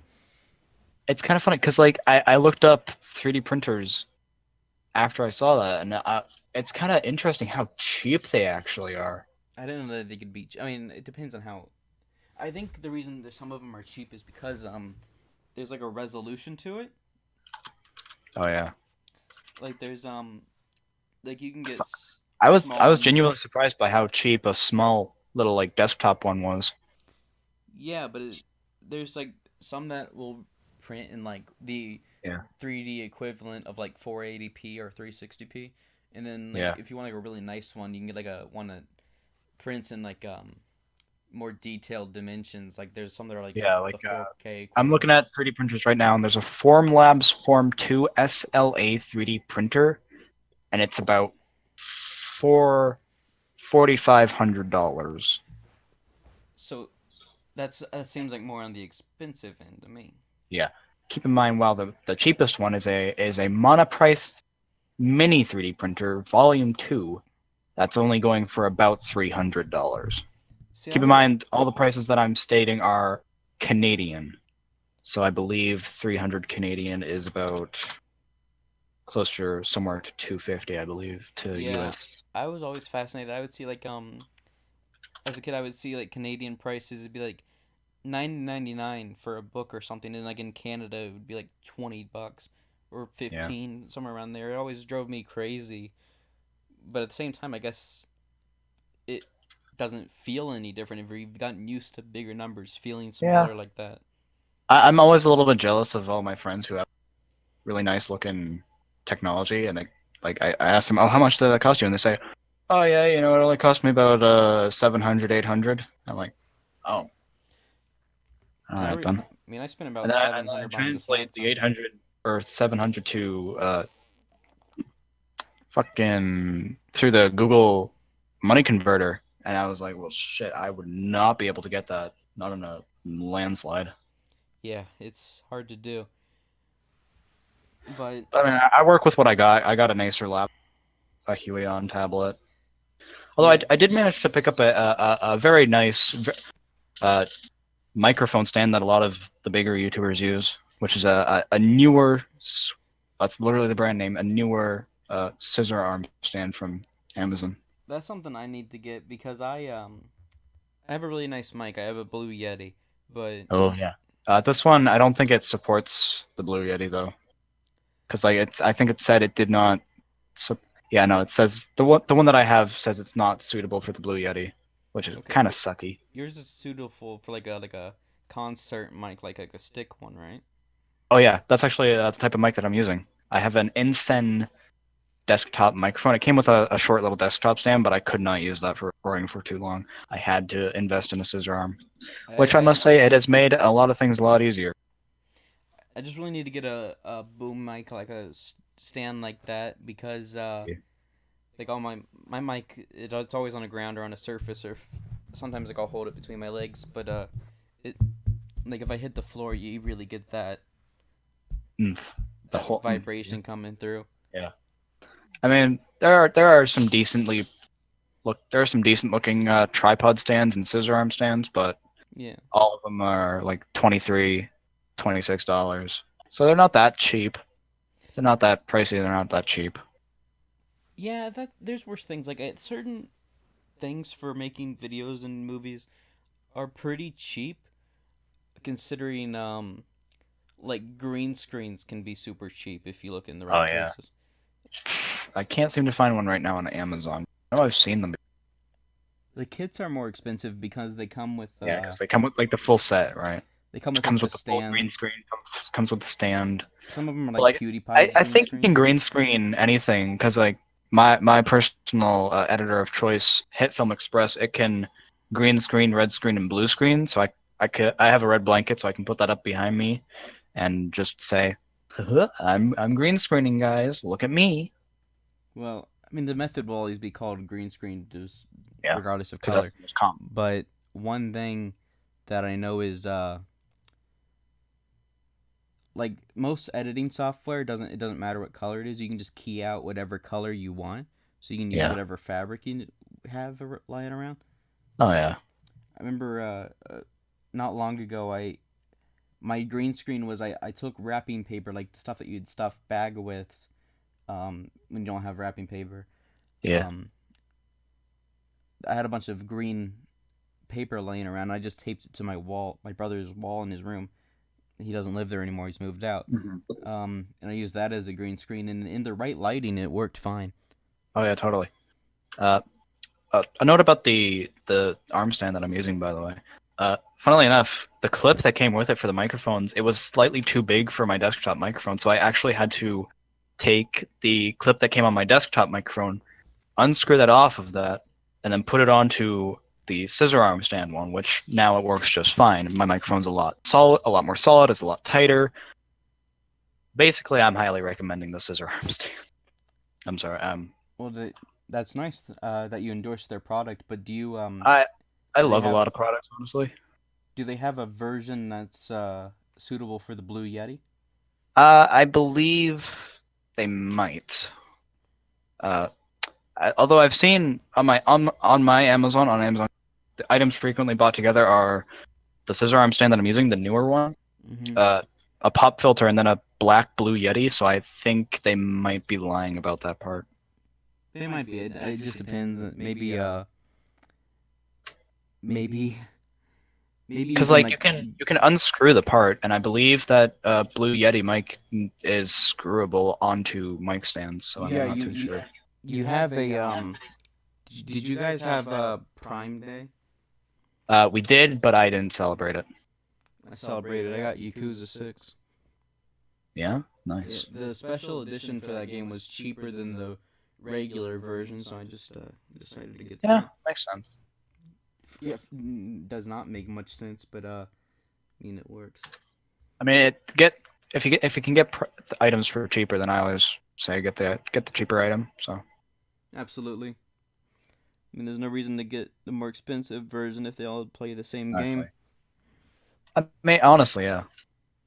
Unless there's like a DLC pack or something, but I don't think Yakuza. Yeah, I 6 kind of will got have lucky because I entered a contest to get the Borderlands 1 Game of the Year edition.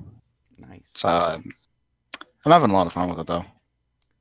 I never really cared for Borderlands 1. It's too grindy. Like, in order to get past. I honestly understand that actually. Yeah, I feel there's like a boss in the beginning of the game. You have to be like really high level to beat him, and if you die, you run out of ammo and Oh god. money Yeah, like, really fast. I tried doing it by myself, and it took me at least a solid 3 hours to try and beat it. Yeah, I just got fed up with it and Right. quit the game. But I like the I mean I like open world games like that. I like post apocalyptic games. I just never Totally. really. Oh yeah, I that's completely understandable. Yeah. Like, I want to start. I want to do. I kind of want to provide more with my side channel, second channel, gameplay series, Bread Plays. I don't know if you care about that. I mean I don't watch Let's Plays very more, but I mean. Yeah, I mean it's really nothing special. It's just kind of I play games with my friends. Absolutely. That's kind of a good use for a second channel. Is a good I mean, gameplay channel. I entirely record gameplay videos, not because I like the idea of gameplay videos, but it's to take my mind off of the hard work that I put myself through, the stress that I put myself through for when I make my main channel stuff. Okay, I see what you're saying. Yeah, I mean, So, if you understand that. I mean, this Yeah. is more like a just like a joy channel, not very. Oh, totally. So It's more of like just a laid low- back, have fun sort of channel. Yeah, low effort. Yeah. Low effort. Doesn't really distract me too much from my main channel. Doesn't really cost me too much creative energy. Yeah, I mean most YouTubers have that type of thing where they have like a second channel that Yeah. does not affect their main series uploads, and Yeah. that's kind of what Game Grumps was supposed to be when it first started, but it interrupted Yeah. John's. It kind of they Egoraptor's stuff and Game Grumps kind of switched roles. Yeah, I mean like Ego Raptor is barely even a thing anymore. You never see Mhm. animations anymore, and like even when Yeah. John was a part of it, it took up too much time to make it JonTron episodes, and even with I think it's Yeah. even I don't know how much it gets in the way of Danny's schedule now. I don't think it because like as far as I know, they have different recording schedules because like uh not just Game Grumps is recorded in the Grump office. Yeah. Uh, KKG, Susie's gameplay channel, and Super Mega is also recorded there. Okay. So I don't think it eats up too much of Danny's time. Yeah, I know he's super busy making his music videos and stuff. Mhm. But I mean, they have to record a lot in a day, right? You can record a lot of things in Uh, a I day. think they do a couple of hours worth. I mean, every episode's Yeah. 10 minutes. So, I mean, if you just record for 2 hours, you're Yeah. good for like a week. I watched Barry's editing tutorial on the Grumpout channel, and they have about 40 minutes of gameplay for the editing tutorial, which was divided up into like I think 4 episodes or three or four. I'm not too sure. I never watched his editing tutorials, but he has those gaming related. How about this game? I love that series. Those are really really good. He actually he left Game Grumps late 2017 and started up his own channel Yeah, where he does exclusively that. he's pretty popular now. I don't think he does Mhm. exclusively that, but he is really good at making his own content. Totally. But I'm a big fan of Barry's stuff because Barry has inspired me as an editor. I really like how he edits his stuff. he's pretty underrated. That's I really enjoyed interest. it when he was on Game Grumps Yeah, talking. He was almost like too funny to not totally. be on uh to not actually like do some talking. Like it's kind of a shame he was backstage for so long. Yeah, I mean, I think it's because Barry like puts on the personality of like that childlike wonder. Yeah. So Barry's always been a personal favorite. I love Barry. He's my sweet little baby boy. Yeah, me too. He's a really I, he's a I've been good asked YouTuber. by I've been asked by a couple of friends, oh, who's your favorite Grump? And I'm like, oh, Barry. And they're like, why Barry? He's not even a Grump. I'm like, well, because he's just cool. Did you? I don't remember if you remember this, but do you remember the best of Barry compilations? Oh yeah, I've seen many of those. Yeah, Barry's a good one. those were really really good. Those were some of the Game Grumps' best, in my opinion. Oh totally. And I am saddened by the news that Barry has left Game Grumps because that means he'll more than likely never appear on the channel again. But Whatever happened to he's Ross? Is Ross still a Game Grump? Ross is still doing Game Grumps. I think he's just using the Grump office to work on his show Gameaverse. Yeah, I don't ever see him. I think Steam Train's just gone, right? Steam Train and Grumpcade are pretty much canceled as far as time can tell. Oh, that's really sad. I don't see them making a comeback unless Ross records another VR chat video. I know. Yeah, I know. Grumpcade's gone. I never really cared for it much, but like I was I a like. little bit of a fan of Grumpcade. I liked Grumpcade. I just never really got hooked on a Grumpcade series. That's fine. But I do love. I did like Steam Train a lot because that offered for some unique combinations. Oh yeah. I was a big fan. I'm a big fan of Grumpcade because that's where they had most of the guests. So Yeah, not only Steam Train, but like there was they don't ever do guest Grumps anymore. they sometimes do. I think their most recent one was was it Dan Harmon or was that someone else? There it was some. The most recent one is it someone else, but they did have Dan Harmon on. They have some I know they impressive had Dan guests. Harmon on. I'm just curious about who their most recent one was. I can look it up real fast. That's right. It was Rhett and Link. Okay, but they've crossed over before. I know Game Grumps was on. Yeah.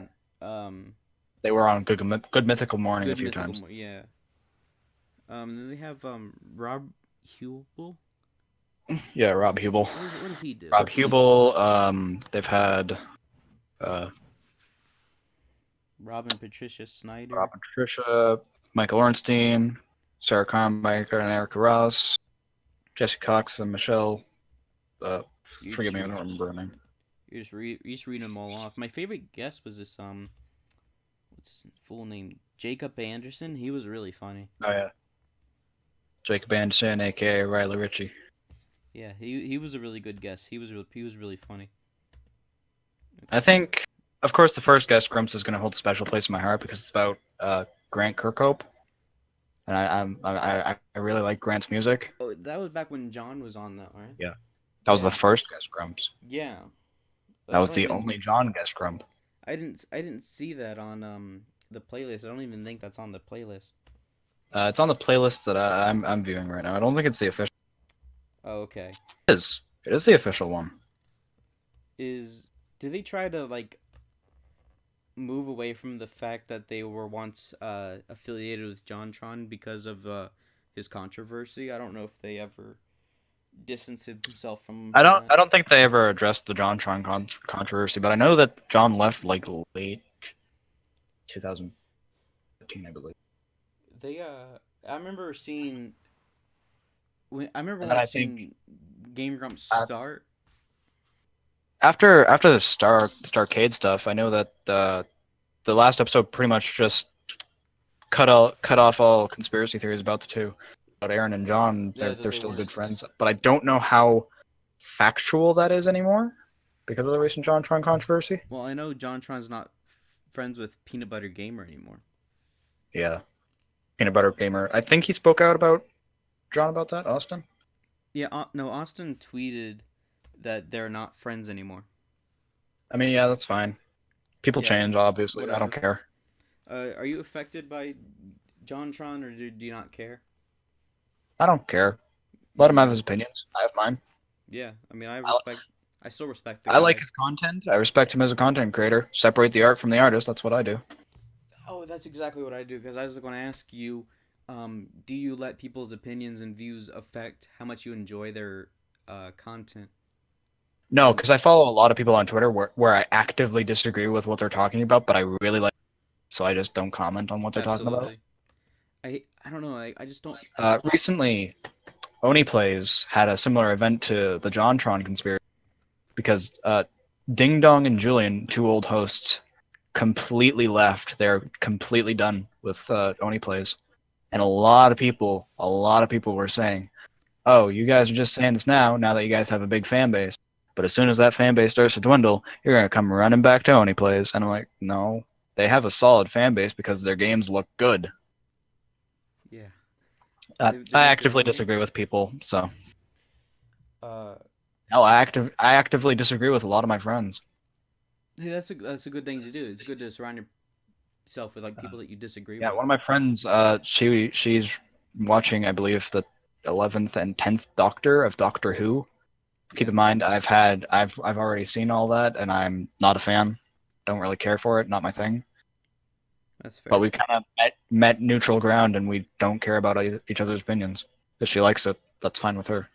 That's fine with me. That's perfectly fair. Like I've met people who like whole movies and shows purely for like a political standpoint. Oh yeah. Like some people like Black Panther and Wonder Woman just because of what they stand for, but they don't look at them as like individual superhero movies or movies in general. They just. I mean, even then, I guess that's fine because at least you have an opinion on it. But I mean, I disagree with why your opinion is the way it is because I think that media shouldn't be just condensed down to political statements. I think it should be taken as art, right? Absolutely, I can't agree more. I physically, things I hate about movies and TV shows are terrible editing and terrible composition. I can't stand that. And when it comes to cartoons, terrible animation and terrible editing again. Well, as of right now, when it comes to terrible animation, there are a lot of things fall victim to that. Oh fuck. Have you been keeping in touch with the fucking She-Ra controversy going down? I have high hopes for that show. Like I do too. It looks genuinely good. I don't care what people say.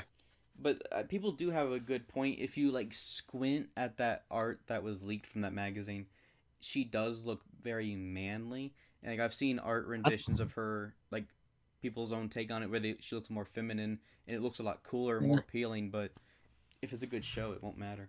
I mean, I personally don't see it.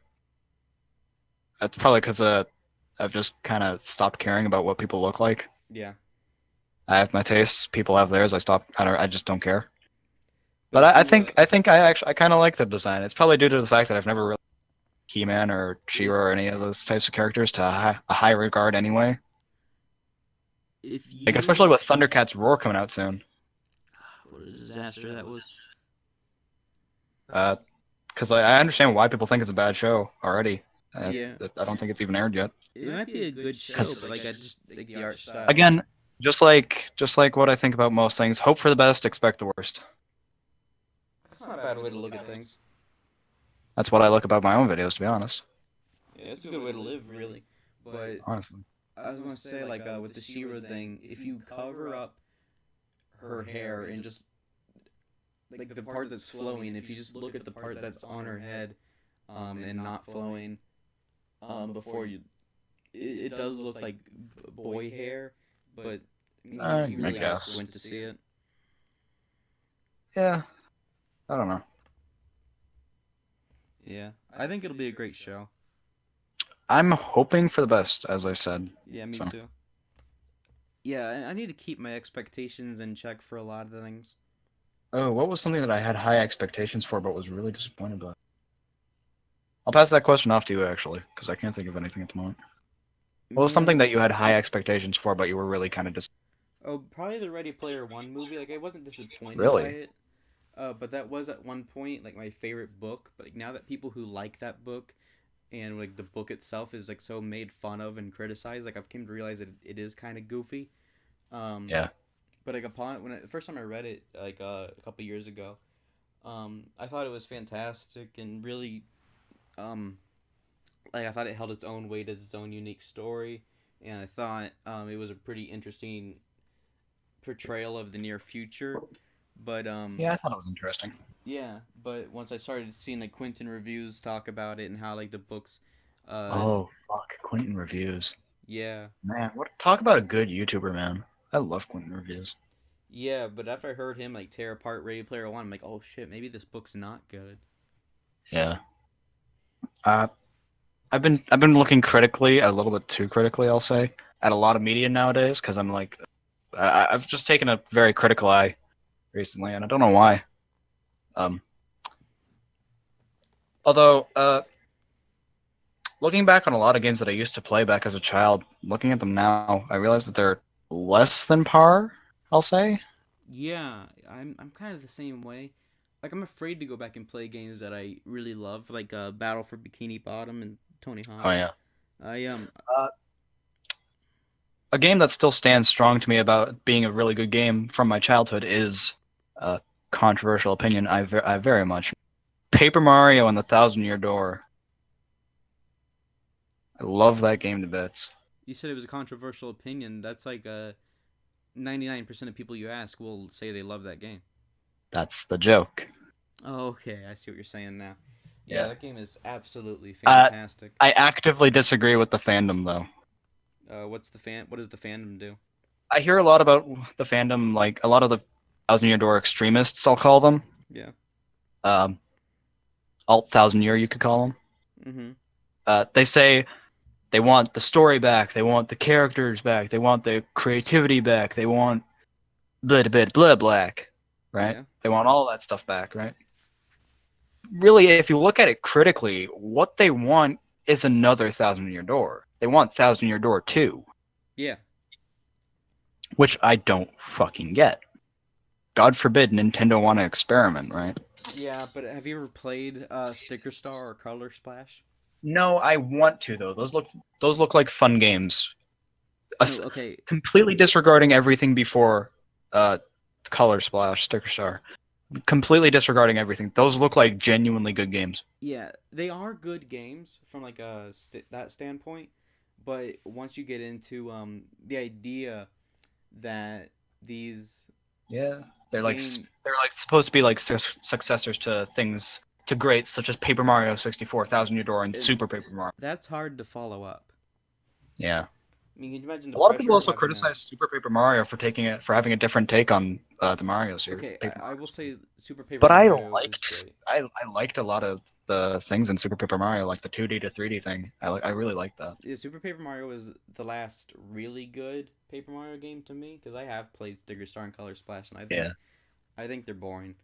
So I kind Yeah. of agree with the fandom in that sense, but that's why like, if I was Nintendo, I would reveal a Paper Mario game that plays and looks like Thousand Year Door, but with Color Splash graphics, and call it Paper Same. Mario 3. I would not disagree with them there, to be honest. I think it would make people go absolutely nuts. Oh, totally. I'd love to see a remaster of Paper Mario or Thousand Year Door, either Absolutely. 64 or Thousand Year, Because with Color Splash's graphics. They don't change anything else, just Color Splash's graphics. Yeah, just Color Splash is such a beautiful looking game. Oh, it's so beautiful. I love the one thing I hate most about the Paper Mario series is the fact that the characters don't look like they're paper. Sure, they act like it, Yeah, but looking and acting is completely different. absolutely. You can have someone who can act like Thor, but they don't look like. Imagine if Chris Hemsworth just acted like Thor for his entire life, but that is he weird. looked like Chris Hemsworth. That would be a little weird. Exactly. So if you had Thousand Year Door, a game which is heavily reliant on a lot of paper abilities, such as turning thin, turning into a paper tube, turning into a boat, turning into a plane, but you added the added benefit of Color Splash's graphics, where everything looks like something of paper, something of just regular things you would find on a desk, right? That would make the Absolutely. game feel just that much more lively. Yeah, I think you're onto a good point there. We Oh, do totally. need to have more like origami based Paper Mario. Definitely. Even though I didn't Super Paper Mario do that in a sense. Super Paper Mario didn't do that per se, but they had a lot of they had a lot more like you know the paper cutouts where you like you fold the paper and you like glue parts together and they create like a little paper doll of some sort. Yeah. It had more of like a that feel to it, right? Yeah. So if they did that with Super Paper Mario, that'd also be pretty good. Yeah. I think we need 2 new Paper Mario games. Okay. There needs to be a Paper Mario I wouldn't 3. ask for 2. I would ask for 1. Well, I think there needs to be a Paper Mario 3, but there also needs to be a proper Super Paper Mario Part 2. Like I wish they could somehow do both. Maybe. Maybe they can like congeal them into like one game sort of. Yeah, like a mix between a platformer and an RPG. Oh god, I would fucking love to play a Paper Mario Thousand Year Door style game where it has the added benefit of being able to view the map not from one camera angle but the 3D like Super Paper Mario style 3D camera. Well, I would you know fucking love that. how Paper Mario is like in it's only one angle, but like what if you could like Yeah. look around in 360 degrees? Is that what you're saying? Oh yeah, it's like in the Glitz Pit, third star. You go around the Glitz Pit and you can see like down the hall if you're on one end, right? Mm-hmm. That's pretty cool in of itself. But I'd love to be able to like view the entire area, right? Yeah, I think that would be super cool. I think Especially Rogueport. Rogueport looks. that's kind of the I'm next. gonna sound weird, but I love Rogueport. Is my favorite place in that entire game. Is it the beginning of Yes, Thousand Year Door? that's the hub world. Yeah. Roport's pretty awesome. Big fan. Yeah, it's kind of like aesthetic almost. Oh, totally. Yeah, it reminds me of Flapjack. Yeah, especially with the fucking noose. Oh yeah, that is fucking weird. That and like the chalk outline of a toad. Oh yeah, that was not ported over to the American version. That stayed in the Japanese version, Well, which I'm very angry about I think because that looked genuinely fun. No, the chalk outline was kept, but the blood was in Japanese. No, because I have the American version and the chalk outline isn't there, but the blood is there. Really? Yeah. Okay, I'll have to go back and look. But I suggest replaying the entire game, to be honest. oh, of As course. big of a task as that is. I'm Oh trying yeah. to currently 100% the game myself because I just love Thousand Year Door. Yeah, I need to play again. I think I've only played through it once, and I need to go through it a second. It's just one of those I've games you actually, need to. fun story. I've only ever played through Paper Mario fully from start to finish. Credit, opening crawl to edit to end crawl. Once. Me too. But I do need to. It's just one of those games you need to experience twice. Totally. Just to get the full scope of everything. Especially since, like, I had it since it came out back in 2004. Uh, but it took me about 11 years to actually finish it because I didn't know how RPGs work. Yeah, I'm So I pretty sure thought, that's oh, if I just add more health and not worry about everything else, yeah. I'll be fine. I'll get through everything. Mario taught me how RPGs work. Like I remember, like I couldn't figure out stuff like Final Fantasy and Yeah. Dragon Quest and stuff like that. But Mario it's good for beginners, but it's also good for experienced players. Like Oh, totally. Nintendo just knows how to make a game for any type of gamer. Nintendo is definitely an all-around good game company, as much as people like to shit on them. Yeah, they get shit, but they know what they're doing when it comes to game design. Totally. I mean, like there was for a few years ago, like with the Wii U and the 3DS, some of their games kind of slipped a little because they felt a little cheaper than usual. But Oh, totally. they're coming back really strong right now with the Switch Oh, yeah. and all the stuff. They're doing. Definitely with the Switch. Holy shit. Yeah. Especially with Mario Odyssey. That game looks fucking phenomenal. Yeah, I recommend getting a Switch because with like Mario Odyssey and Breath of the Wild are just completely redoing their whole franchise. It's like for a long time Mario had this certain aesthetic with like the mushrooms and the Mushroom Kingdom and just like fluffy looking characters. But with Odyssey it drops that in exchange for like there's more variety in the visuals.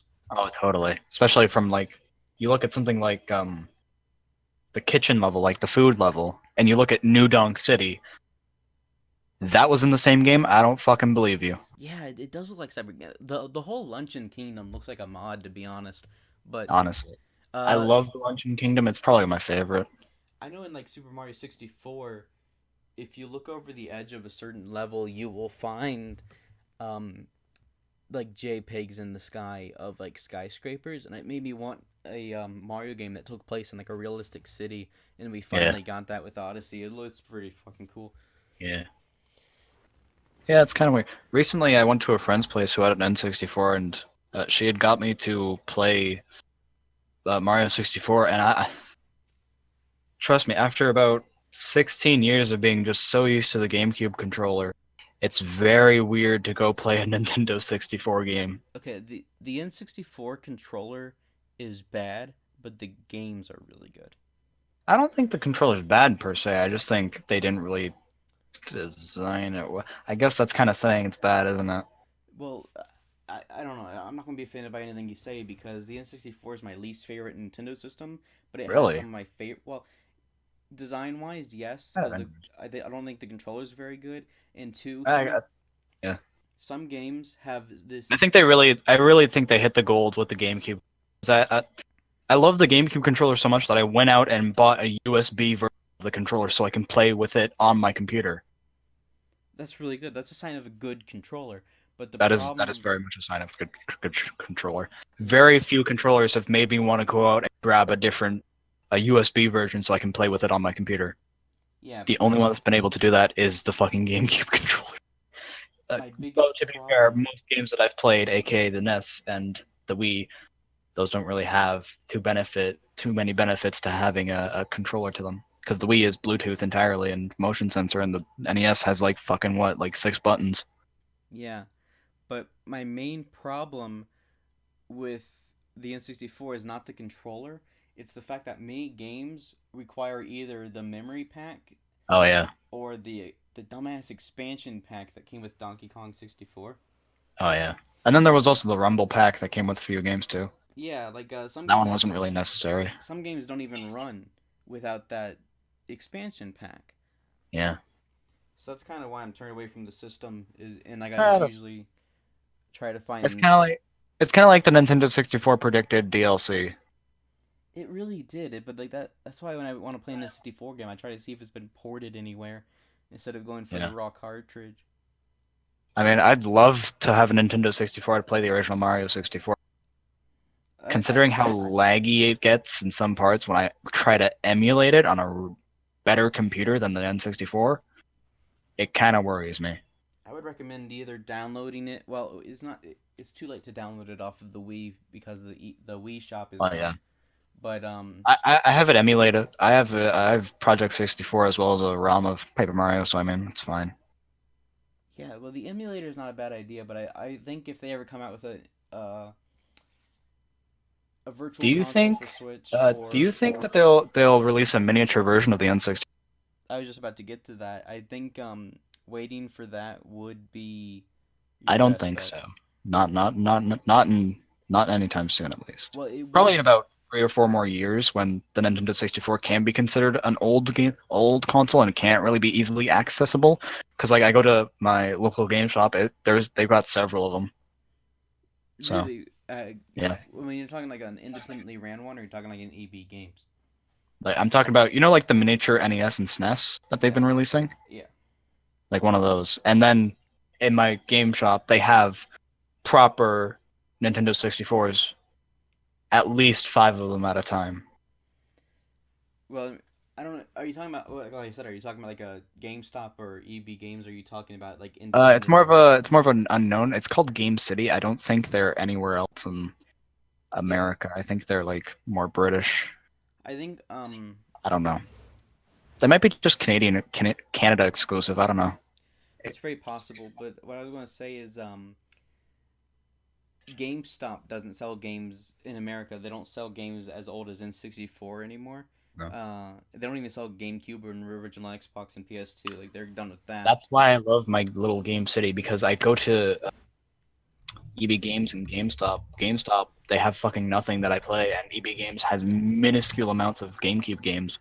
But Game City has so many GameCube games, so many Wii games, and I love them so much.